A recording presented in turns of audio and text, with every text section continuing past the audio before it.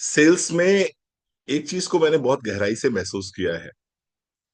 दुनिया में nobody is interested in your products. दुनिया में nobody is interested in your products. लोग आपके प्रोडक्ट्स में इंटरेस्टेड नहीं हैं। लोग इंटरेस्टेड हैं अपनी समस्या के समाधान में। Everybody is interested in the solution of their problems.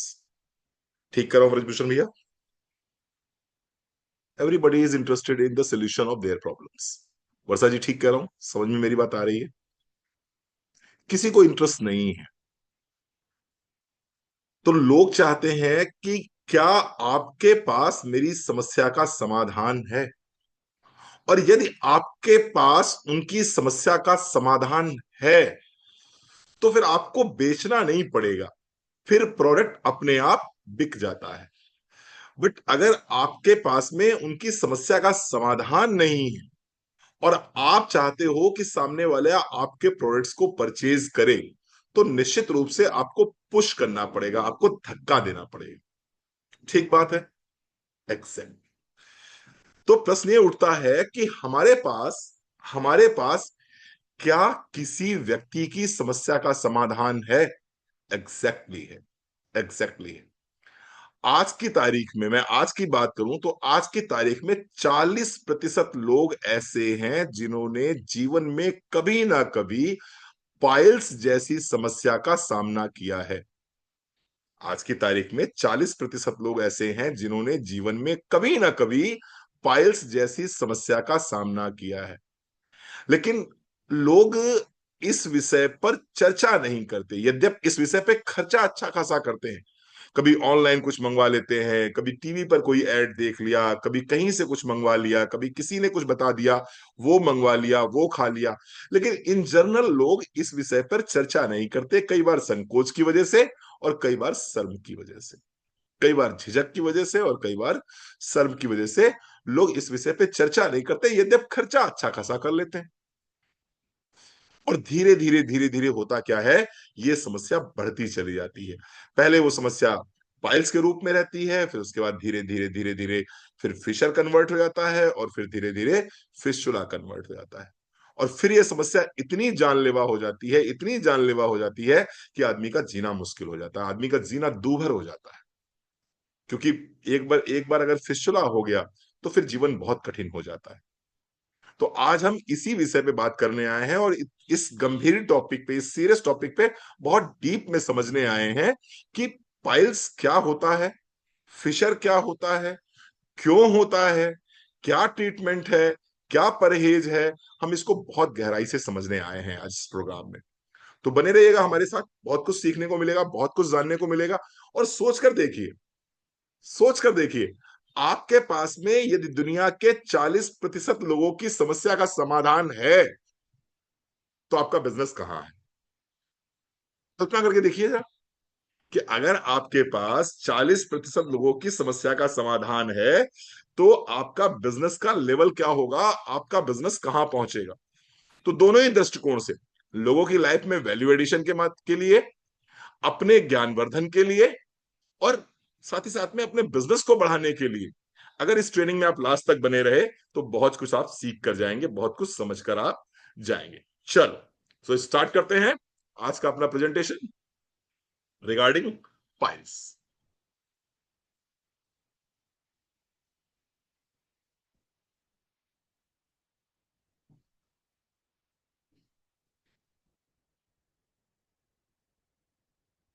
मैं अपनी हर ट्रेनिंग में पिछले 10 साल से, 12 साल से एक ही बात कहता चला आ रहा हूं कि don't try to sell the product, don't try to sell the product, try to sell the solution of the problem. ठीक है रुमकी जी? क्लियर हो रही मेरी बात? समझ में आ रही है आपको? Try to sell the solution of the problem. Product बेचोगे, लोग दूर भागेंगे।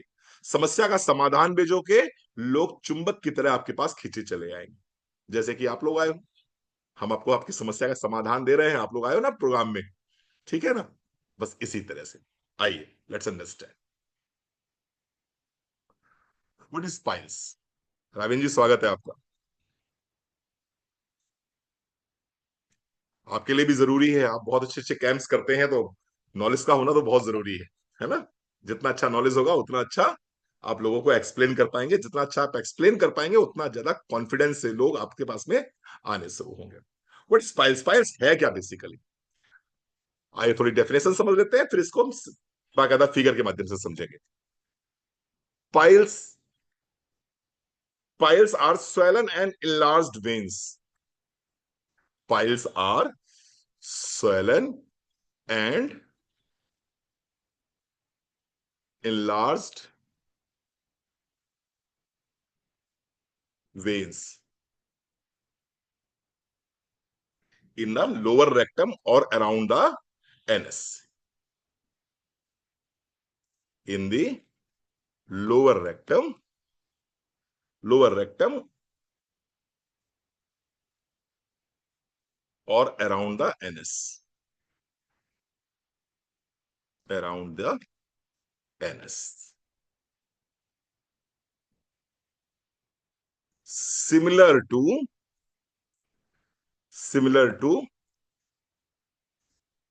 Varicose veins. बहुत अच्छे से समझ लीजिए, आज के बाद से पाइल्स में आपको कोई कुछ अलग समझने की जरूरत नहीं पड़ेगी, आज की ट्रेनिंग आपको पूरा अच्छे से डिटेल समझा देगी। Similar to varicose veins in the anal area. चलिए अब समझते हैं इसको गहराई से।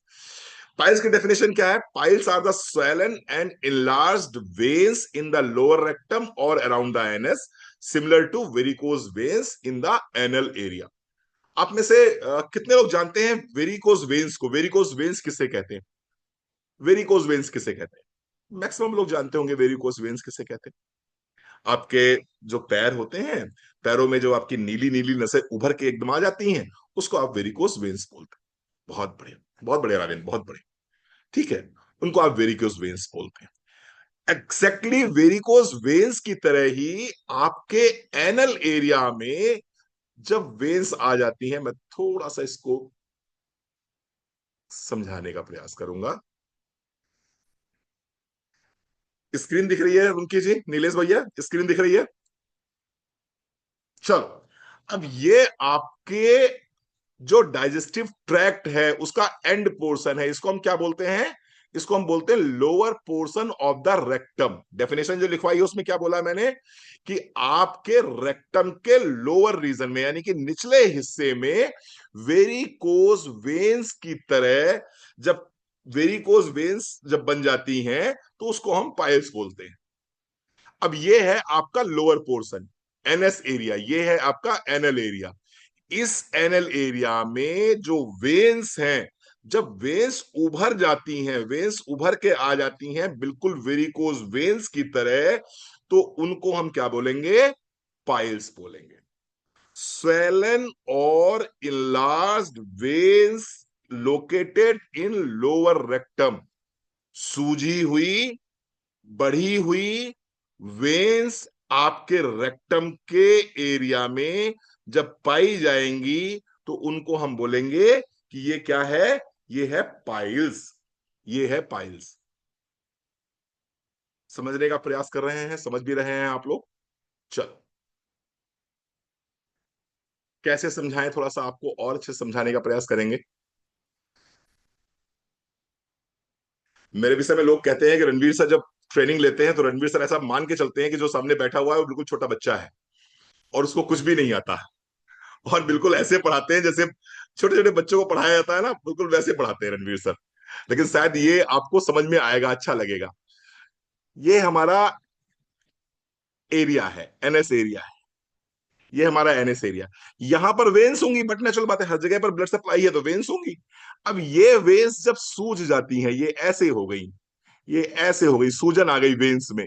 ठीक है ना, ये ऐसे आ गई, सूजन आ गई वेन्स में। ये जो वेन्स में सूजन आ गई है, जब तक सूजन नहीं आई है वेन्स में तब तक नॉर्मल है। सूजन आ गई है, वेन्स मोटी हो गई हैं, तो इसको हम क्या बोलेंगे? इसको हम बोलेंगे पायस, इसको हम बोलेंगे piles. So when the repeated pressure builds up, आगे समझते हैं, थोड़ा सा टाइम लेके बैठिएगा भाई हमारे साथ में। When the repeated pressure builds up. When the repeated pressure builds up in these veins, in these veins, when the repeated pressure builds up in these veins, they enlarge, they enlarge,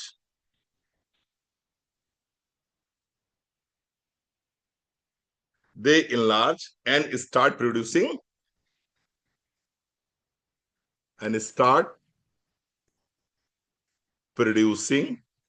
symptoms.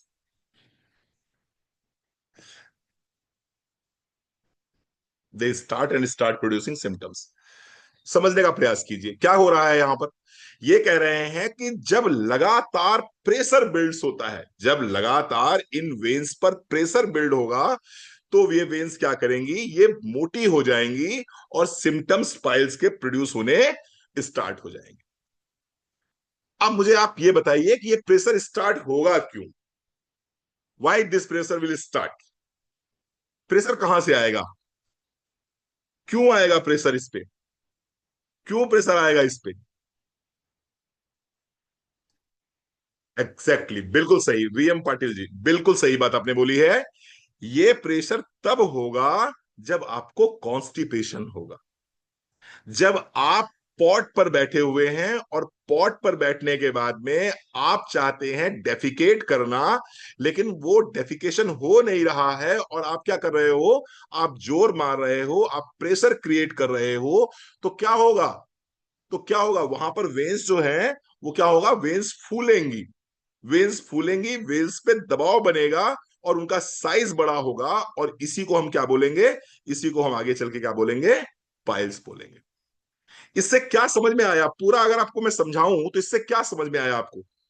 इससे एक चीज समझ में आई कि यार constipation अगर रहेगा तो पाइल्स रहेगा। राश्री मैम, इससे क्या समझ में आएगा, कॉन्स्टिपेशन रहेगा तो पाइल्स रहेगा।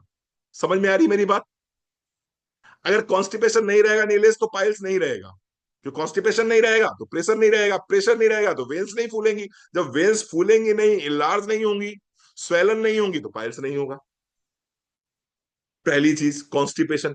दूसरी चीज किनको पाइल्स होता है, लगातार अगर कॉन्टिन्यूअस एक ही जगह पर आप बैठे रहेंगे, एक ही जगह पर लगातार आप बैठे रहेंगे, जो लोग बैठ सिटिंग जॉब करते हैं, जो आईटी इंडस्ट्री में है, जो अलग अलग डिपार्टमेंट्स में है, जहां पर कि वो रवि भैया बैठे हैं, बैंक में है जैसे लोग, ये मालूम पड़ा सुबह बैठ गए 9 बजे और फिर शाम को 7 बजे उठ रहे हैं, ऐसे लोगों के भी एनल वेन्स जो होती हैं उनमें प्रेशर क्रिएट होता है और पाइल्स की समस्या हो जाती है। ठीक है जी, चलो क्लियर हुआ यहां पर ये बात। तो आप समझ में आ गया कि पाइल्स कहते किसे हैं, ये तो समझ में क्लियरली आ गया होगा और आपको अच्छे से समझ में आ गया। ठीक है, अब types of piles, types of piles, कितने टाइप की पाइल्स होती हैं? नंबर एक, इंटरनल पाइल्स। नंबर एक, internal piles located inside the rectum. समझाता हूं अभी। Located inside the rectum, usually painless but causes,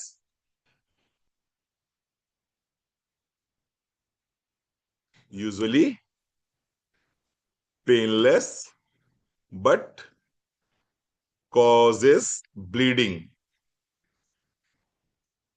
ये कौन सी पाइल्स हो गई, ये वो पाइल्स हो गई इंटरनल पाइल्स जो पेनलेस होती है, इनमें पेन तो नहीं होता है, लेकिन क्या होता है, इनमें ब्लीडिंग बहुत ज्यादा होती है, ब्लीडिंग बॉडी हो जाती है।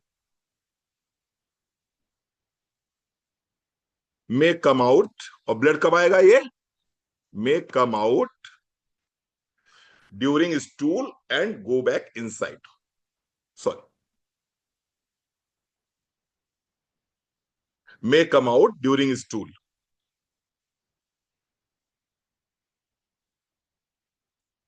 यानी कि जिस आप स्टूल पास करने जाएंगे उस समय पिचकारी की तरह ब्लीडिंग अगर हो रही है, तो इसको हम क्या बोलेंगे, इसको हम बोलेंगे इंटरनल पाइल्स। इस पाइल्स में आपको पेन नहीं होगा, लेकिन ब्लीडिंग बहुत सारी हो सकती है। ब्लीडिंग बहुत सारी हो सकती है। ठीक है साहब, क्लियर। चलो दूसरी बात कर लेते हैं।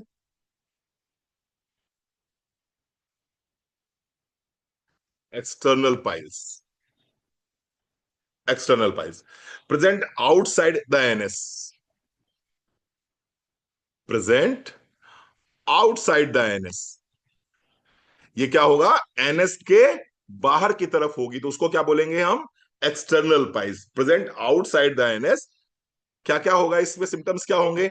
ये बहुत कष्टकारी होती, पेन होगा इसमें। पेन ही नहीं होगा इसमें, जलन होगी। जैसे ही आप डेफिकेट कर लेते हैं, जैसे ही आप पास कर लेते हैं मोशन को, उसके बाद में काफी लंबे समय तक इसमें जलन होती रहती है, बर्निंग होती रहती है। ठीक है। And itching are the common symptoms. And itching are the common symptoms. And itching are the common symptoms. And also difficulty in sitting.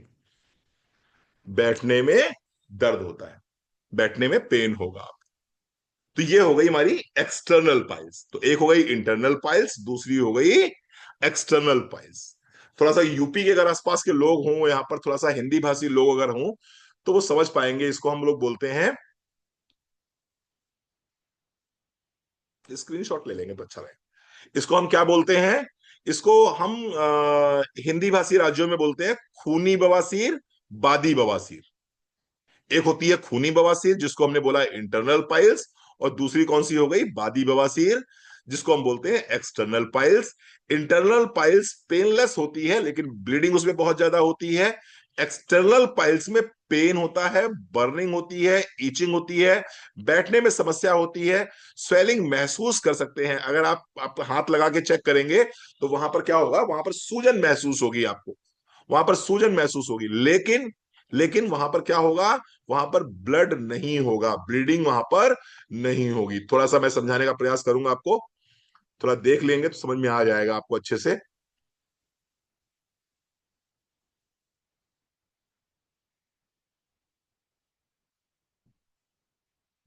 ये देखिए, समझने का प्रयास कीजिए।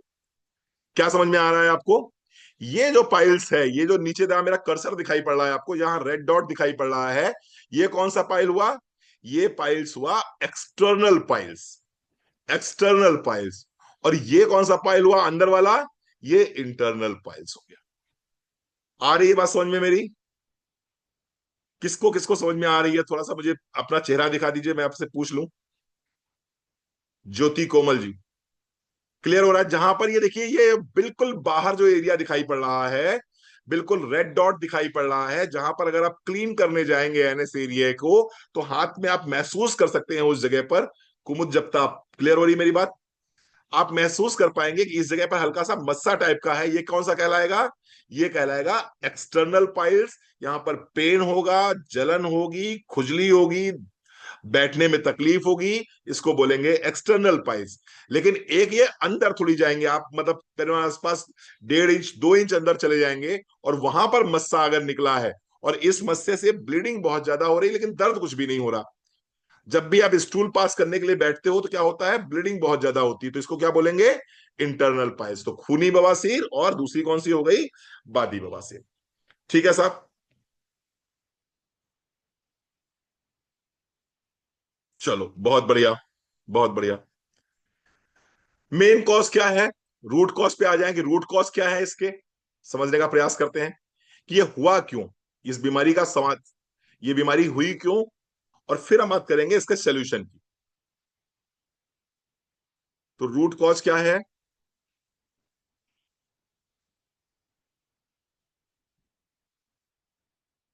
रूट कॉजेस क्या है इसके?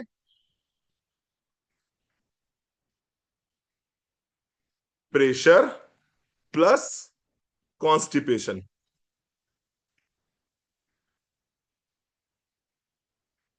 प्रेशर प्लस कॉन्स्टिपेशन, कह सकते हैं क्रॉनिक कॉन्स्टिपेशन। क्रॉनिक कॉन्स्टिपेशन जिनको भी रहेगा, क्रॉनिक कॉन्स्टिपेशन जिनको भी रहेगा, उनको पाइल्स होने की संभावना बहुत ज्यादा रहती है। ठीक है। दूसरा,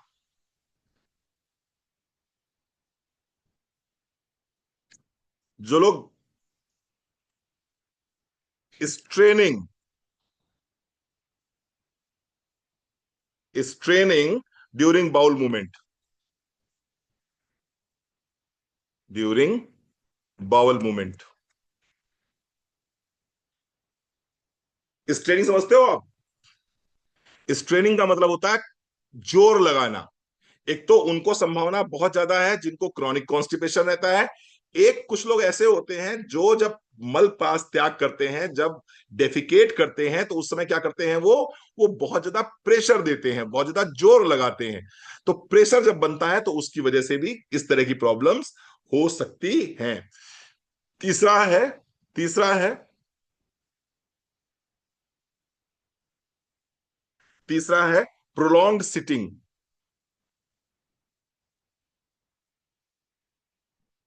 प्रोलॉन्ग सिटिंग,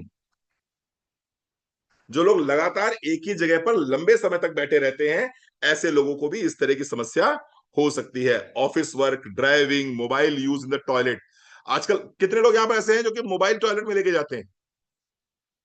कोई है यहां पर ऐसा जो मोबाइल टॉयलेट में लेके जाता है? ऑलमोस्ट ऑलमोस्ट 70% जितने बैठे हैं ना, सारे के सारे मोबाइल टॉयलेट में लेके जाते हैं। बता नहीं रहे, वो अलग बात है। जितने लोग भी टॉयलेट में मोबाइल लेकर जाते हो, ऐसे लोगों को निश्चित मान के चलो कि आज नहीं तो कल, कल नहीं तो परसों इस तरह की प्रॉब्लम होने वाली है। कुछ लोग पूरा का पूरा पेपर पढ़ लेते हैं टॉयलेट के अंदर बैठ के। ये जितने नो लिख रहे हैं, ये वही यही लोग हैं सिर्फ जो नहीं लेके जाते हैं। बाकी जितने नहीं लिख रहे हैं ये सारे लेके जाते हैं। और नो लिखने वाले कितने हैं? मुश्किल से 5-6 लोग हैं। 5-6 लोग नो लिखने वाले हैं। 40 में से 35 तो ऐसे हैं जो टॉयलेट में मोबाइल लेके जाते हैं। सारी रील वहीं स्क्रॉल करते हैं। सारी रील वहीं स्क्रॉल करते हैं। ठीक है साहब। तो जो लोग मोबाइल लेके जाते हैं टॉयलेट में, ऐसे लोगों को इस तरह की प्रॉब्लम होती है। पहले लोग क्या करते थे, न्यूज़पेपर लेके जाते थे और पूरा न्यूज़पेपर वहीं पढ़ते थे बैठ के। ऐसे लोगों को भी इस तरह की प्रॉब्लम हो सकती है। हो सकती है। तो अगर आप जाते हो तो मत जाइए। मत जाइए भाई, हाँ मत जाइए, हाँ बिल्कुल सब जाग गए। ऐसे लोगों को अगर प्रॉब्लम है तो मत जाइए। प्रोलॉन्ग सिटिंग अगर वहां पर होगी तो समस्या पैदा होगी। एक और समस्या होती है प्रेगनेंसी। प्रेगनेंसी में थोड़ा सा इशू आ सकता है पाइल्स का, क्योंकि उस समय क्या होता है, प्रेशर पड़ता है आपके पेट के ऊपर, जिसकी वजह से डाइजेशन इंपैक्ट होता है और उसकी वजह से समस्या हो सकती है। थोड़ा सा जिनका पेट बड़ा होता है, ओबेसिटी, ऐसे लोग आपको ज्यादा मिलेंगे जो पाइल्स जैसी समस्या से जूझ रहे हैं। और साथ ही साथ में एक समस्या और मिलेगी, लो फाइबर डाइट। जो लोग आज की तारीख में बहुत अच्छे से हरी सब्जियां और फल नहीं खाते हैं, ऐसे लोगों को भी पाइल्स की समस्या हो सकती है। इसके साथ साथ weak digestion, weak digestion and gut imbalance, जो गट का माइक्रोबायोम है वो डिस्टर्ब जब हो जाता है, ऐसे लोगों को भी ये समस्या हो सकती है। तो ये मैंने आपके सामने रखे कुछ कॉजेस जिनकी वजह से ये समस्या होती है। ये समस्या होती है। क्लियर हो गया आपको? किनको किनको हो सकती है? जो लोग प्रेशर देते हैं, जिनको क्रॉनिक कॉन्स्टिपेशन रहता है, जो एक ही जगह पर लंबे समय तक बैठे रहते हैं। प्रेगनेंसी में ये इशू हो सकता है। जिनका वजन बहुत ज्यादा है उनको ये इशू हो सकता है। जो लोग कम हरी फल सब्जियां खाते हैं, जो लोग कम फल खाते हैं, ऐसे लोगों को हो सकता है। जो फाइबर डाइट कम लेते हैं, ऐसे लोगों को हो सकता है। जिनका डाइजेशन ठीक नहीं है, गट इम्बैलेंस है, ऐसे लोगों को भी इस तरह की समस्या हो सकती है। ठीक है। मॉडर्न व्यू क्या कहता है? मॉडर्न साइंस क्या कहती है? मैं बताता रहा हूं, आज आपको मैं बिल्कुल पाइल्स का एक्सपर्ट बना दूंगा। मतलब आज के बाद नीलेश बाबू तुम लिख सकते हो कि नीलेश शिंदे पाइल्स एक्सपर्ट। अपने अपने अपने क्या बोलते हो उसको, व्हाट्सएप पे क्या होता है वो, इन्फो होता है, क्या होता है व्हाट्सएप पे जो अपना लिखते हो ना, अपने बायो बायो, अपने बायो में लिख सकते हो अपने बायो में लिख सकते हो, पाइल्स एक्सपर्ट हो गए आज के बाद हम। चलो थोड़ा सा और समझते हैं, मॉडर्न व्यू क्या कहता है। मॉडर्न, हाँ तो डॉक्टर तो बने ही जाओगे बच्चे। मुहेश बाबू यहाँ पर अगर मेरे साथ रह गए 3 साल, ठीक है, और ट्रेनिंग मीटिंग में आते रहे, तो 3 साल बाद आपको, आप में और किसी डॉक्टर में बहुत बड़ा अंतर नहीं रह जाएगा। डॉक्टर तो बन ही जाओगे आप। यही बनाने के लिए बैठे हैं भैया, और किस लिए बैठे हैं। बढ़िया, अरे वाह बहुत बढ़िया, फिर तो नेलियस बहुत बढ़िया है। तुम्हारे पास तो डिग्री भी है यार, तो बहुत बढ़िया काम करोगे तुम तो। शुरू करो फिर अंताक्षरी, काहे का देर कर रहे हो यार। फिर शुरू करो, फिर क्या दिक्कत है, नेचुरोपैथी का कोर्स किया है, बहुत ही अच्छी बात है। चलो मॉडर्न व्यू क्या कहता है, मॉडर्न व्यू समझ लेते हैं। मॉडर्न साइंस क्या कहती है, मॉडर्न साइंस क्या कहती है। मॉडर्न साइंस कहती है कॉन्स्टिपेशन होगा तो तुम क्या करोगे, जोर लगाओगे। जोर लगाओगे तो क्या होगा, वेन पे प्रेशर आएगा, और वेन पे प्रेशर आएगा तो क्या होगा, स्वेलिंग आएगी, और स्वेलिंग आएगी तो वेन फटेगी, और वेन फटेगी तो क्या होगी, ब्लीडिंग होगी। क्लियर है यार, कितनी अच्छे से समझा दिया मैंने आपको। कॉन्स्टिपेशन होगा तो जोर लगाओगे, जोर लगाओगे तो वेन पे प्रेशर पड़ेगा, वेन पे प्रेशर पड़ेगा तो वेन स्वेल होगी, और वेन स्वेल हो जाएगी तो फट जाएगी, फट जाएगी तो ब्लीडिंग हो जाएगी। लो, हो गए एक्सपर्ट, खूनी बवासीर के एक्सपर्ट हो गए, ब्लीडिंग पाइल्स के एक्सपर्ट हो गए। ठीक है साहब। चलो आयुर्वेदिक व्यू क्या कहता है। ये तो मॉडर्न मेडिसिन कह रही है, एलोपैथी कह रही है, आयुर्वेदिक व्यू क्या कहता है। आयुर्वेदिक व्यू कहता है कि मंदाकिनी होगी, यानी कि आपकी डाइजेस्टिव फायर कैसी हो जाएगी, स्लो हो जाएगी। मंद अग्नि अगर होगी, मंद अग्नि होगी तो क्या होगा इसमें, अपान वायु में दुष्टि होगी, यानी अपान वायु दूषित हो जाएगी। अपान वायु कौन सी वायु हो गई, जो वायु नीचे से आप खारिज करते हो, जो गैसेस बनती हैं और जिनको आप नीचे से निकलती हैं, गैसेस जो एनएस एरिया से गैसेस निकलती हैं, उसको हम बोलते हैं अपान वायु। तो अपान वायु कैसी हो गई, ये दूषित हो गई। अग्नि मंद होगी, प्रॉपर डाइजेशन नहीं होगा, प्रॉपर डाइजेशन नहीं होगा तो खाना क्या करेगा, खाना क्या होगा पूनम, सड़ेगा। कुमुद खाना क्या होगा, खाना सड़ेगा। जयवीर भाई क्या होगा, खाना सड़ेगा। जब खाना सड़ेगा तो क्या होगा, गैस बनेगी, गैस बनेगी, और वो गैस जो है, यानी कि अपान वायु दूषित हो गई। इसके साथ साथ में आयुर्वेदिक यू मानता है कि यकृत दुष्टि, यकृत दुष्टि यानी कि जिन लोगों का लीवर खराब है, जिनका लीवर कमजोर है, ऐसे लोगों को भी पाइल्स की समस्या हो सकती है, हो सकती है। तो अगर आप पाइल्स को अगर आप बात करें तो इसको कैसे समझेंगे आप। पाइल्स में प्रॉब्लम किस चीज की हो गई, पाइल्स में प्रॉब्लम हो गई एक तो गट की, यानी आपकी आंतों की प्रॉब्लम है, आंतें अच्छे से पेरिस्टाल्टिक मूवमेंट नहीं कर रही हैं, तो क्या होगा, इसकी वजह से होगा कॉन्स्टिपेशन,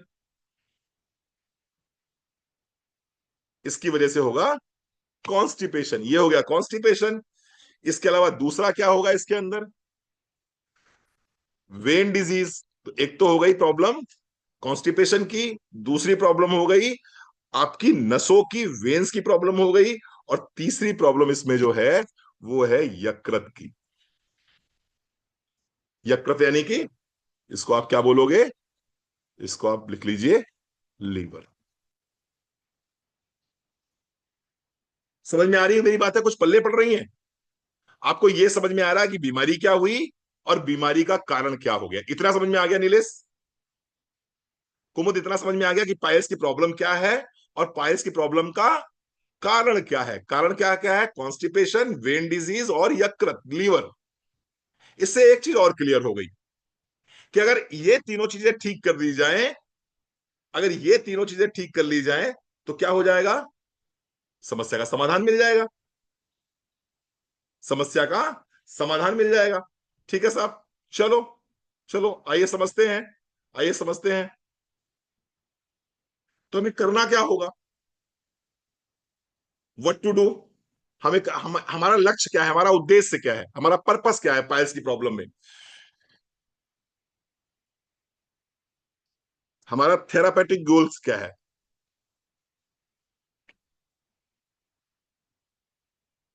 इसे बोलते हैं थेरापेटिक गोल। थेरापेटिक गोल मतलब क्या हो गया कि हमारा लक्ष्य क्या है, हम क्या कवर करना चाहते हैं, थेरापेटिक गोल्स क्या है हमारे। आइए समझते हैं। थेरापेटिक गोल्स हमारे ये हैं कि किसी तरह से हम अपना जो स्टूल है उसको क्या करें, सॉफ्ट कर दें। सॉफ्ट करें स्टूल्स को, क्योंकि मल टाइट हो गया है ना।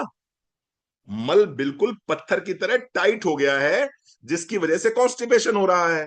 तो आपका उद्देश्य क्या है, पर्पस क्या है कि अगर हम मल को ढीला कर दें तो कॉन्स्टिपेशन खत्म हो जाएगा।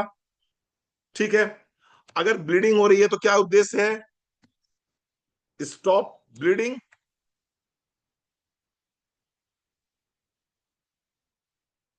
ब्लीडिंग को रोक दें हम, ब्लीडिंग कंट्रोल कर लें।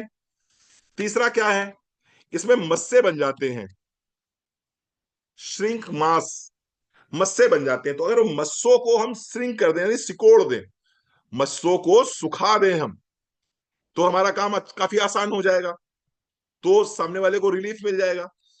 और क्या है, हील वाउंड, यानी कि अगर घाव जो हो गए हैं, जो नसें फट गई हैं, जिन नसों के फट जाने की वजह से अंदर घाव हो गए हैं, उनको सही कर दें हम।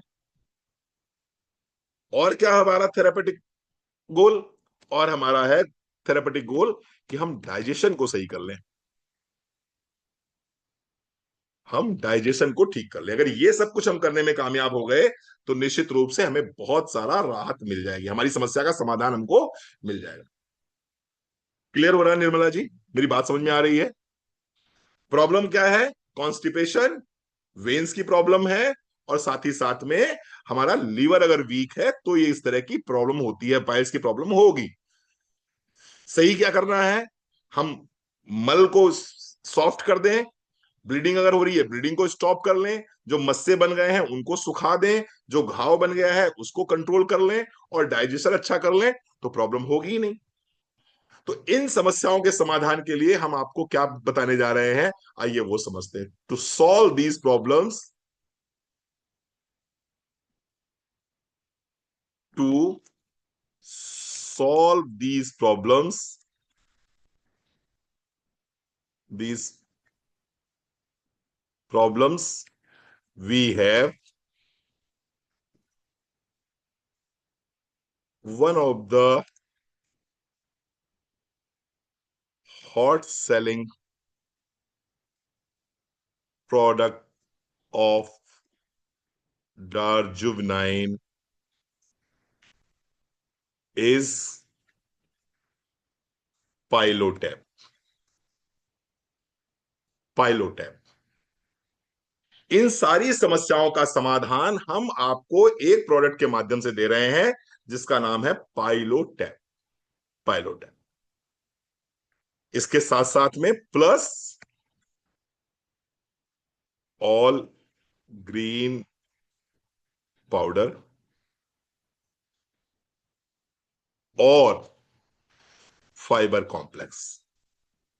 मैंने और बोला है, यानी कि पाइलोटैप के साथ में ऑल ग्रीन पाउडर और पाइलेक्स, अब फाइबर कॉम्प्लेक्स आप ले सकते हैं, दो में से एक भी ले लेंगे तो काम चल जाएगा। ऑल ग्रीन पाउडर या फाइबर कॉम्प्लेक्स में से एक भी कोई ले लेंगे तो काम चल जाएगा। अगर आप दोनों ले सकते हैं तो वेल एंड गुड, बहुत अच्छी बात है। ठीक है साहब, चलो समझते हैं पाइलोटैप। पाइलोटैप, पाइलोटैप में क्या क्या मिला हुआ है, पहले इसके इंग्रेडिएंट्स देख लेते हैं और उसको समझते हैं। हमारा उद्देश्य क्या क्या था, ब्लीडिंग को कंट्रोल करने के लिए। तो आइए समझते हैं, ब्लीडिंग कंट्रोल करने के लिए हमारे पास क्या है इसमें। ब्लीडिंग कंट्रोल हेल्प्स, ब्लीडिंग को कंट्रोल करने के लिए पाइलोटैप में क्या डाला गया है, नाक केसर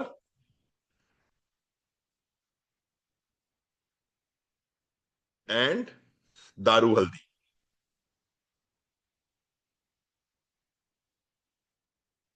दारू हल्दी, जस्ट मोमेंट।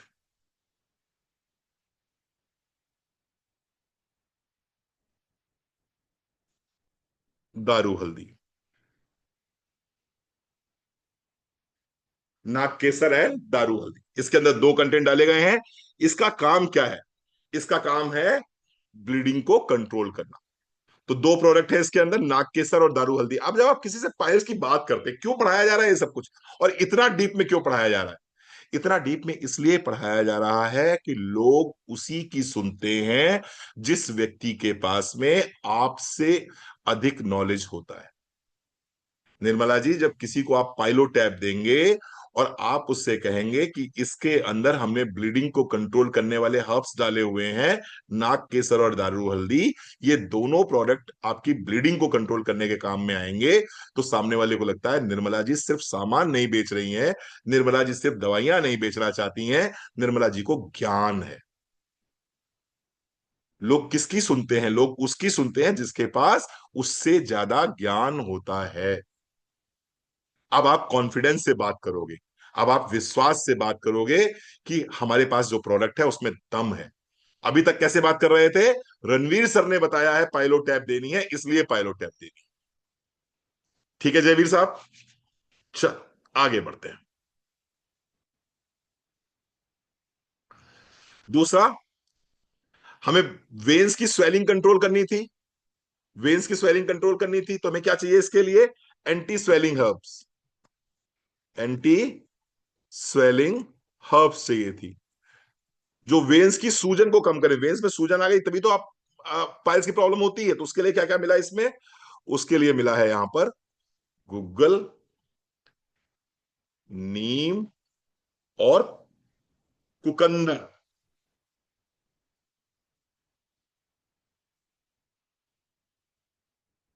ये याद कर लीजिएगा।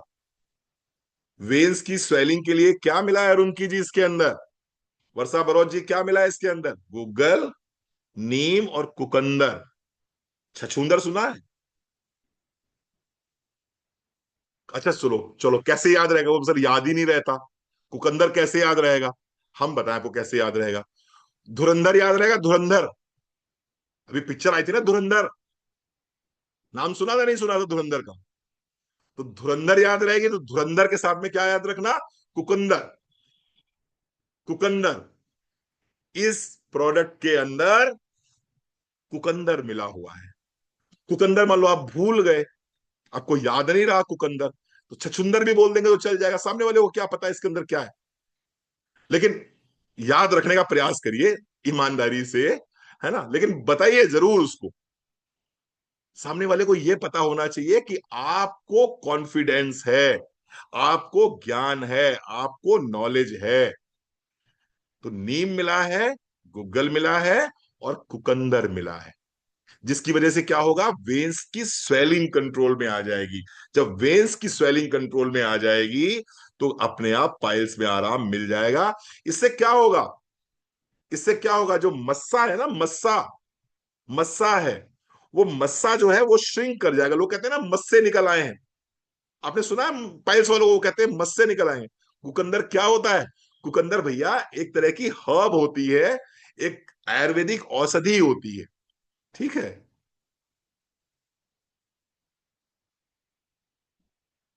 चलो और आगे बढ़ते हैं। हाँ, मस्से, मस्से क्या होते हैं? वार्ड्स, इंग्लिश में से वार्ड्स बोलते हैं। और जिसको पाइल्स है उससे पूछोगे तो उसको बहुत अच्छे से पता है। जिसको समस्या होती है वो बहुत अच्छे से जानता है। मांस का एक गोला सा जो है, एक छोटा सा गोला सा जो है, बन के बाहर निकल आता है, और वो प्रयास करता है किसी तरह से मस्से सूख जाएंगे, वार्ड सूख जाए। मैं थोड़ा सा समझाने का प्रयास करता हूं, आपने पूछ दिया तो मैं समझाने का प्रयास करता हूं। ये होता है भैया वार्ड्स। ये देखिए, ये एनएस एरिया में हल्का सा मांस जो है ये आ गया, दिस इज वार्ड्स। ये वार्ड्स है। और थोड़ा समझाते हैं आपको गहराई से। ये ये होते हैं वार्ड्स। ये देखिए वार्ड है, ये हल्के से वार्ड्स निकल आए हैं। और आपको थोड़ा सा और डीप में लेके चलते हैं। ये होते हैं वार्ड्स। हल्का सा लटक गया है, हल्का सा मस्सा निकल आया है, मांस का एक टुकड़ा बाहर निकल आया है, this is called wards. This is called wards. ठीक है जी। तो क्या आया? नीम, गुग्गल और कुकंदर मिला हुआ है, जो क्या करेगा? ये उस मांस को सुखाने का काम करेगा। ब्लीडिंग कौन कंट्रोल करेगा? नाग केसर और दारू हल्दी। ठीक है साहब। चलो, अब अगर पेन हो रहा है, बर्निंग हो रही है, for burning and pain, pain और बर्निंग के लिए क्या दोगे? पेन और बर्निंग के लिए यहां पर है नीम और दारू हल्दी, ये अगेन दोबारा काम आएगी, नीम एंड दारू हल्दी। ये ड्रग बड़ा, ये हर बड़ी स्पेशल है, ना तो इसके अंदर दारू है ना इसके अंदर हल्दी है, लेकिन नाम इसका दारू हल्दी रखा हुआ है। ठीक है साहब। ये हीलिंग हर्ब्स आती हैं, ये ये हीलिंग हर्ब्स हैं। ये आपके क्या करेंगी? ये पेन को और बर्निंग को कंट्रोल करेंगी। ठीक है साहब, चलो आगे बढ़ते हैं साहब। और एक समस्या आती है कॉन्स्टिपेशन के साथ। कॉन्स्टिपेशन के लिए क्या करेंगे? कॉन्स्टिपेशन के लिए क्या है इसमें? कॉन्स्टिपेशन, हाँ, कॉन्स्टिपेशन के लिए क्या है? कॉन्स्टिपेशन के लिए इसके अंदर है जवासा, जवासा। कॉन्स्टिपेशन के लिए है इसमें जवासा। ये क्या करेगा? ये ये स्टूल को सॉफ्ट कर देगा, स्टूल सॉफ्टनर बोल सकते हैं इसको, स्टूल सॉफ्टनर। ये स्टूल को सॉफ्ट करने के लिए है। ठीक है, जवासा इसके अंदर मिला हुआ है। चलो आगे बढ़ते हैं। और मैंने बात करी थी डाइजेशन के लिए कि डाइजेशन अच्छा होना चाहिए, डाइजेस्टिव करेक्शंस के लिए क्या मिला हुआ है इसके अंदर? डाइजेस्टिव करेक्शन के लिए इसके अंदर मिला हुआ है चित्रक। चित्रक ये क्या करेगा? ये डाइजेस्टिव फायर को बढ़ाएगा। डाइजेस्टिव फायर यानी कि आपकी जठराग्नि को बढ़ाएगा, जठराग्नि को बढ़ाएगा। तो इससे क्या होगा? गैस रिडक्शन होगा, गैस नहीं बनेगी इससे। डाइजेस्टिव फायर को इंक्रीज करेगा। आपको सारे नाम एक साथ में याद नहीं रहेंगे, लेकिन जो भी नाम दो चार याद रह गए, इतने से आपका प्रोडक्ट बहुत अच्छे से सामने वाला समझ जाएगा कि नहीं मुझे ये प्रोडक्ट लेना चाहिए। तो अगर ब्लीडिंग है तो क्या कंट्रोल हो गया? नाक केसर और दारू हल्दी के माध्यम से आपने ब्लीडिंग कंट्रोल कर ली। जो मस्से निकल आए हैं उस मस्सों को सिंक करने के लिए एनएसके, नीम, गुग्गल और कुकंदर हो गया। बर्निंग और पेन हो रहा है तो अगेन नीम और दारू हल्दी इसके अंदर मिली हुई है। कॉन्स्टिपेशन को कंट्रोल करने के लिए जवासा मिला हुआ है। साथ ही साथ में अपनी डाइजेस्टिव फायर को अच्छा रखने के लिए, गैस ना बनने पाए, ब्लोटिंग ना हो, अच्छे से खाना पच जाए, डाइजेस्ट हो जाए, उसके लिए हमने इसके अंदर डाला हुआ है चित्रक। चित्रक इसके अंदर पड़ा हुआ है। इसके साथ साथ में एक चीज और मैंने बोली आपसे, और दूसरी चीज मैंने बोली थी all green powder. All green powder, यहां तक क्लियर हो गया? नोट कर लिया आप लोगों ने? बहुत बढ़िया। अब मैं इसके बता रहा हूं, और दूसरा इसके साथ में प्रोडक्ट लगा दीजिए, all green powder. All green powder, all green powder क्या करेगा? अभी एक चीज आप लोग भूल रहे होंगे, मैंने बात करी थी लीवर करेक्शन की, यकृत। बोला था ना मैंने कि लीवर जिनका वीक होता है, ऐसे लोगों को भी पाइल्स की प्रॉब्लम होने की संभावना बहुत ज्यादा रहती है। ठीक है। ऑल ग्रीन पाउडर क्या करेगा आपको? ये आपके लीवर को करेक्ट करेगा, है ना? लीवर करेक्शन के लिए है ये। All green powder is one of the best best best product in डार्जुविनाइन, which works in liver problem, which works in your gut problem, which works in your energy level। ठीक है। तो all green powder क्या करेगा? ये आपके liver को correct करेगा। ना सिर्फ लीवर को करेक्ट करेगा, बल्कि गट बैक्टीरिया को बैलेंस में रखेगा। गट बैक्टीरिया को बैलेंस करेगा ये। गट बैक्टीरिया को कैसे बैलेंस करेगा? क्योंकि इसके अंदर क्या मिलता है? इसके अंदर प्रीबायोटिक्स और प्रोबायोटिक्स भी हैं, जो आपके गट फ्लोरा को बैलेंस करते हैं, गट माइक्रोबायोम को बैलेंस करते हैं, गुड और बैड बैक्टीरिया को बैलेंस में रखते हैं, जिसकी वजह से कॉन्स्टिपेशन ऐसी बीमारियां नहीं होंगी। लीवर क्लीन होगा, लीवर पे किसी प्रकार के टॉक्सिन्स का ओवरलोड नहीं होगा ऑल ग्रीन पाउडर की वजह से। ठीक है जी, क्लियर हो रहा है? मेरी बात समझ में आ रही है? और इसके साथ साथ में आपके सेल लेवल पे एनर्जी रहेगी, यानी सेलुलर एनर्जी भी मेंटेन रहेगी। तो अगर कोई व्यक्ति ये लेता है ऑल ग्रीन पाउडर, तो ना सिर्फ उसका लीवर अच्छा रहेगा, उसकी गट अच्छी रहेगी, और इसके साथ साथ में उसके बाल अच्छे रहेंगे, उसकी स्किन अच्छी रहेगी, वो खुद को एनर्जाइज महसूस करेगा, एनर्जी के लेवल्स उसके अंदर अच्छे रहेंगे, उसका इम्यून सिस्टम अच्छा रहेगा। One of the best product of Darjeeling, मैं कहूंगा ऑल ग्रीन पाउडर। तो ऑल ग्रीन पाउडर के साथ में क्या दिया आपने? पाइलोटैब दे दिया। पाइलोटैब कैसे देना है? डोजेस समझ लीजिए। डोजेस क्या होंगी?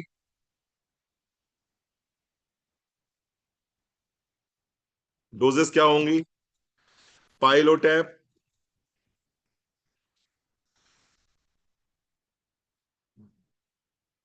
एक मिनट जी, पाइलोटैब कितनी देनी है? 2 tablet, morning and evening, empty stomach, खाली पेट लेना है आपको ये। 2 टैबलेट सुबह, 2 टैबलेट शाम को, खाली पेट लेना है। ठीक है। और इसी के साथ में आप ले सकते हैं all green powder, 1 scoop, 1 scoop eight morning, empty stomach. तो मैं तो कहूंगा कि ये जो पानी ले रहे हो इसी के साथ में 2 टैबलेट ये वाली भी पकड़ लो। समझ में आ रहा है आपको? आपने एक गिलास पानी लिया, उसमें 1 चम्मच ऑल ग्रीन पाउडर डाला आपने, और उसी पानी के साथ में 2 टैबलेट आपने पाइलो टैब की भी ले ली। ये सुबह हो गया। शाम के समय पे ऑल ग्रीन पाउडर नहीं लेना है आपको, आपको सिर्फ पाइलो टैब लेनी, आपको सिर्फ और सिर्फ पाइलो टैब लेनी। ठीक है जी। और शाम के समय कब होगा? जब 6-7 बजे अपना पेट थोड़ा सा खाली रहे, जिसमें पेट पूरा भरा ना रहे। ओके। अगर आपको ऑल ग्रेन पाउडर लेने में कुछ इश्यू है तो फिर आप फाइबर कॉम्प्लेक्स ले सकते हैं। फाइबर कॉम्प्लेक्स भी, फाइबर कॉम्प्लेक्स अगर लेना है तो क्या लेंगे, कैसे कैसे लेंगे?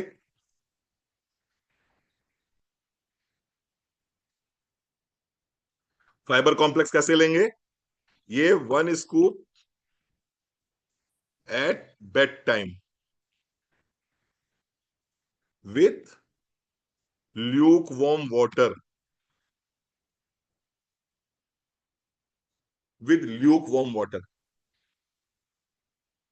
विद ल्यूक वार्म वाटर, यानी कि गुनगुने पानी के साथ में आप लेंगे फाइबर कॉम्प्लेक्स। अगर दोनों आप ले सकते हैं तो आप सोने पे सुहागा है। दो सोने पे सुहागा है। अगर कोई व्यक्ति all green powder, fibre complex, pilo tab ले रहा है तो मुझे लगता है रिजल्ट्स आपको विद इन 3 डेज आ ही जाएंगे। 100% रिजल्ट्स आपको 3 डेज में आ ही जाएंगे। अगर मान लीजिए आपको लगता है कि सर अफोर्ड करने में इशू आ रहा है, तो आप ऑल ग्रीन पाउडर के संग में पाइलो टैब ले सकते हैं। अगर आपको लगता है सर और ज्यादा इशू आ रहा है, तो आप पाइलो टैब ही ले सकते हैं सिर्फ अकेले। That depends on you. ठीक है साहब। चलो, कितने दिन लेना पड़ेगा? Minimum 3 months. मिनिमम 3 मंथ्स, 3 महीने लगातार लेना है आप। ठीक है। क्या क्या खाना है, क्या नहीं खाना है, वो समझ लीजिए थोड़ा सा। क्या खाना है, क्या नहीं खाना, वो समझ लीजिए। खाने के बाद में अगर छाछ लेंगे तो ज्यादा अच्छा रहेगा। बटर मिल्क विद रोस्टेड जीरा। छाछ, छाछ के साथ में रोस्टेड जीरा अगर लेंगे तो बहुत अच्छा काम करेगा। अब मुझे ये बताने की जरूरत है क्या कि आपको जीरा कहां से लेना है? ये बताने की जरूरत है कि जीरा कौन सा लेना है। बहुत समझदार लोग हैं। कितने इंटेलिजेंट लोग बैठते हैं। अच्छा, इंटेलिजेंट ना होते तो ट्रेनिंग में आते ही क्यों? इंटेलिजेंट हो इसीलिए ट्रेनिंग में आए हो। बहुत बढ़िया बात है। इसलिए नहीं लेना है जीरा क्योंकि आप D9 में काम कर रहे हो। आपको D9 का जीरा इसलिए लेना है क्योंकि D9 का जीरा 100% शुद्ध है। इसमें किसी प्रकार की कोई भी मिलावट की संभावना नहीं है। जैविक भारत का इसके ऊपर लोगो लगा हुआ है। 3 साल पहले जब जीरा उगाया गया तो उस खेत में 3 साल पहले तक किसी प्रकार का हर्बिसाइड, पेस्टिसाइड यूज नहीं किया गया है। और इन सब बातों से बड़ी बात क्या है कि हमने जीरा आपको जो दिया है वो वहां से दिया है जहां का ये ओरिजिन है। आपको पता है जीरा कहां से लेते हैं हम? ये जीरा कहां से आता है? आप में से किसको पता है जीरा कहां से आता है?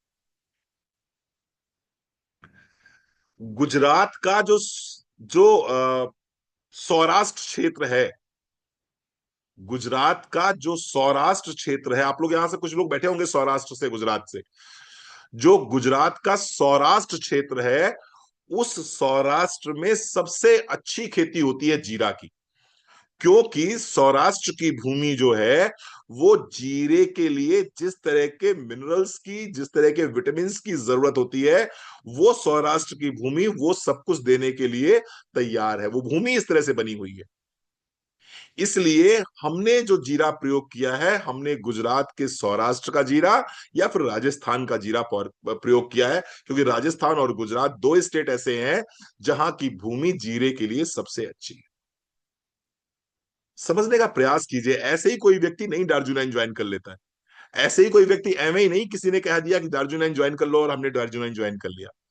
अगर हमने दार्जिलिंग ज्वाइन किया है तो वहां कई कारण है उसके। उसका एक कारण यह है, नंबर एक केमिकल फ्री, नंबर दो ऑर्गेनिक, नंबर तीन किसी प्रकार की मिलावट नहीं, चौथी बात हर तरह के सर्टिफिकेशन हमारे पास में है, और पांचवी बात जो भी प्रोडक्ट ये देते हैं, जो भी प्रोडक्ट ये देते हैं, वो प्रोडक्ट उसी जगह का ओरिजिन प्रोडक्ट होता है।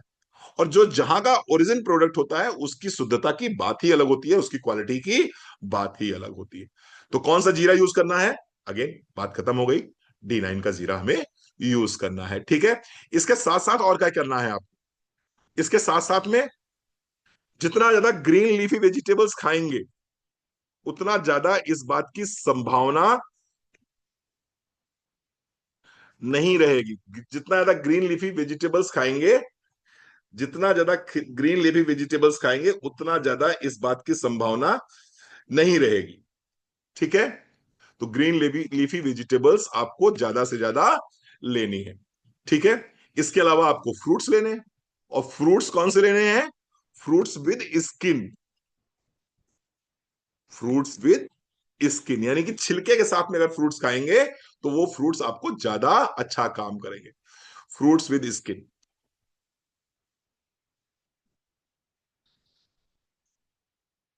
और क्या खाना है इसमें?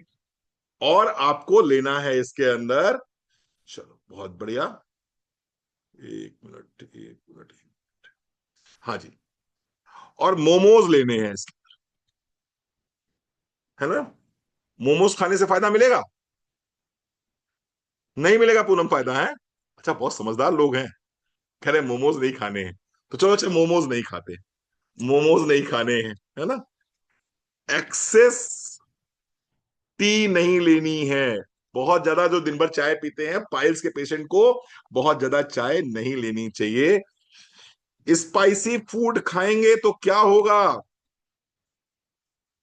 सीने में जलन नहीं होगी, सीने में जलन तो होगी ही होगी, पेट में जलन तो होगी ही होगी, ऐसी जगह जलन होगी कि बता भी नहीं पाओगे कहां जल रहा है। ठीक है, ऑलरेडी जल रहा है वहां पर, ऊपर से आपने स्पाइसी फूड खा लिए, तो सीने में जलन, आंखों में चुभन नहीं होगी, ये ऐसी जगह जलन होगी जो आपको बहुत परेशान करेगा। ठीक है, तो स्पाइसी फूड आपको नहीं खाने हैं, स्पाइसी फूड से बचना है। ड्राई फ्रूट्स नहीं खाने हैं। ड्राई फ्रूट्स नहीं बोल रहा हूं, ड्राई फूड बोल रहा हूं। आप जो सूखा खाना है, पिज्जा है जैसे कि, मोमोज है जैसे कि आपको नमकीन है जैसे कि, बिस्किट्स है जैसे, ये सब ड्राई फ्रूट्स हैं, इनको जितना अवॉइड करेंगे उतना आपके लिए अच्छा रहेगा। लेट नाइट डिनर जितना अवॉइड करेंगे उतना अच्छा रहेगा, वैसे भी नहीं खाना चाहिए, लेट नाइट डिनर ले लेना चाहिए। और एक चीज और देख लीजिए, लॉन्ग सिटिंग, जैसे कि अभी आप 1 घंटे बैठ के ट्रेनिंग अटेंड कर रहे हैं, आप थोड़ा सा उठ जाइएगा, 15-20 मिनट, 5-10 मिनट टहल लीजिएगा, वॉक कर लीजिएगा। ठीक है, ये मत करिए, इससे बचने का प्रयास कीजिए, लॉन्ग सिटिंग ये है। तो मोमोज नहीं खाने, चाय ज्यादा नहीं पीनी है, स्पाइसी फूड नहीं खाने, ड्राई फूड नहीं खाने, लेट नाइट डिनर से बचिए, लॉन्ग सिटिंग से बचिए। ठीक है, बाकी कुछ जो बादी खाना होता है वो अवॉइड करिए। कटहल है, भिंडी है, घुइयां है, ये अवॉइड करिए। यानी कि वो खाना खाइए जो इजिली क्या हो जाए, जो इजिली आपको डाइजेस्ट हो जाए, इजिली आपको डाइजेस्ट हो जाए। ठीक है जी, चलो, thank you so very much, बहुत बहुत धन्यवाद, बहुत बहुत आभार, आप आए, आपको समझ में आया। एक चीज और समझा दूं बस, थोड़ा सा बस, आपको समझ में आ जाएगा। अगर ये पाइल्स जो है ना, ये कंट्रोल आपने नहीं करी और आपने अपने खाने में फाइबर की मात्रा सही नहीं रखी, तो इन फ्यूचर एक समस्या हो जाती है। उस समस्या को बोलते हैं दिस इज, ये समझ लीजिए, बहुत अच्छे से समझ लीजिए, बहुत जरूरी है ये समझ रहे हैं क्या है? This is fissure. ये बिल्कुल ऐसे लगता है जैसे किसी ने चाकू से काट दिया हो, और आप जब मोशन करने जाते हैं तो बिल्कुल ऐसा लगता है किसी ने चाकू से अंदर की तरफ काट दिया है। बहुत बहुत बहुत पेन होता है, बहुत सीवियर पेन होता है, बहुत ज्यादा जलन होती है। मोशन के बाद घंटों आपको खुजली रहती है और घंटों आपको आपको पेन रहता है। ये है फिशर। कैसे बच सकते हैं इससे? कैसे बच सकते हैं इससे? और बचना चाहिए। कैसे बच सकते हैं इससे? एक तो लाइफ स्टाइल अपनी अच्छी रखिए, ईटिंग हैबिट्स अपनी अच्छी रखिए, और दूसरा अपनी डाइट में फाइबर को शामिल कीजिए। अपनी डाइट में फाइबर को शामिल कीजिए। इसलिए जो लोग भी अभी तक जिन्होंने ऑल ग्रीन पाउडर नहीं स्टार्ट किया, M9 F9 स्टार्ट नहीं किया, जिन्होंने फाइबर कॉम्प्लेक्स स्टार्ट नहीं किया, प्लीज आप लोग स्टार्ट कर दीजिए। क्योंकि इन तीनों ही प्रोडक्ट में प्रीबायोटिक्स और प्रोबायोटिक्स हैं, जो आपके गट को बैलेंस में रखते हैं। गट बैलेंस में रहेगा तो इस तरह की प्रॉब्लम से बच जाओगे। वरना मेरा क्या है, मैं ट्रेनिंग देता रहूंगा, आप ट्रेनिंग लेते रहोगे, दूसरों को ज्ञान देने से अच्छा है पहले ज्ञान को अपने ऊपर लागू करो। कोई ना कोई प्रोडक्ट जरूर यूज करना स्टार्ट करो। All grain powder, M9 F9 और फाइबर कॉम्प्लेक्स, इन चार में से कोई भी प्रोडक्ट यूज जरूर करो। यूज करोगे तो आपका पेट सही रहेगा। पेट सही रहेगा तो 100 बीमारियां आपकी वैसे ही सही रहेंगी। इसके साथ साथ में मैंने दो प्रोडक्ट बताए हैं, अगर आप GIT और फोरवेर यूज करते हैं तो फिर क्या कहना, बहुत ही अच्छी बात है। ठीक है जी, thank you so very much. अगर आपका कोई सवाल हो तो आप 1-2 मिनट में पूछ सकते हैं मुझसे। बाकी मैंने कोई सवाल छोड़ा नहीं है इसमें। पाइल्स के आज आप एक्सपर्ट बन गए हैं। अगर जिसका कोई सवाल हो तो प्लीज अपना हाँ, फिशुला। फिशुला एक अलग टॉपिक हो गया सर। फिशुला बेसिकली कुछ इस तरह से हुआ, थोड़ा सा आपने बात करी है तो बता दें आपको। फिशुला तो बेसिकली क्या होगा कि ये जो आप देख रहे हैं ना, ये एक पैरेलल NS एरिया और बन जाता है। मैं समझाने का प्रयास करता हूं आपको। वो तो बहुत ही गंभीर समस्या हो गई, और ये भी अगेन कॉन्स्टिपेशन की वजह से होता है। लेकिन लोग मानते नहीं है, लोग तब तक नहीं सुनते जब तक उनको प्रॉब्लम हो नहीं जाती। प्रॉब्लम हो जाती है, फिर वो फिर वो सब कुछ मानने को तैयार होते हैं। ये देखिए फिस्टुला का क्या सीन है।